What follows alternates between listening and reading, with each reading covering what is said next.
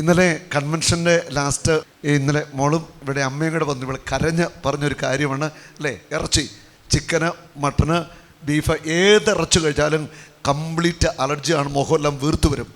ഞാൻ പ്രാർത്ഥിച്ചു, പിന്നെ ഈ മുഖത്തെ ഈ പാടുകൾ എല്ലാം മാറാനായിട്ട് പ്രാർത്ഥിച്ചു.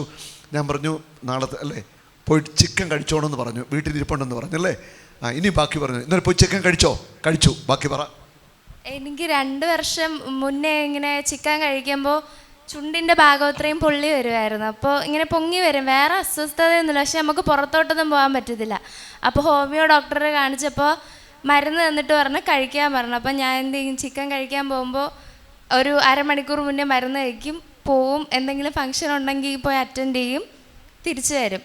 അങ്ങനെ ഇതിങ്ങനെ കണ്ടിന്യൂ ചെയ്ത് കഴിഞ്ഞ് കുറച്ച് കാലം ഇതില്ലായിരുന്നു. എന്നിട്ട് എൻ്റെ മുഖം ഭയങ്കര ക്ലീനായിരുന്നതാണ്, ഒരു പാടോ ഒന്നും ഇല്ലായിരുന്നു. അപ്പോൾ ഒരു വർഷം മുന്നേ വരെ ഒന്നുമില്ലായിരുന്നു. അപ്പം ഈ കഴിഞ്ഞ 2-3 ആഴ്ച കൊണ്ട് എനിക്ക് വീണ്ടും ഈ ചിക്കൻ കഴിക്കുമ്പോൾ ഇത് വീണ്ടും വന്നു. അപ്പം ഞാൻ മുഴുവനായിട്ട് ഭയങ്കര വിഷമത്തിലായിരുന്നു. അപ്പോൾ ഞാൻ വന്നിവിടെ ഇരുന്ന് പ്രാർത്ഥിച്ച്, ബ്രദർ എൻ്റെ തലയിൽ കൈവച്ച് പ്രാർത്ഥിച്ചിട്ട് പറഞ്ഞു ഇന്ന് പോയി ചിക്കൻ കഴിക്കണമെന്ന് പറഞ്ഞു.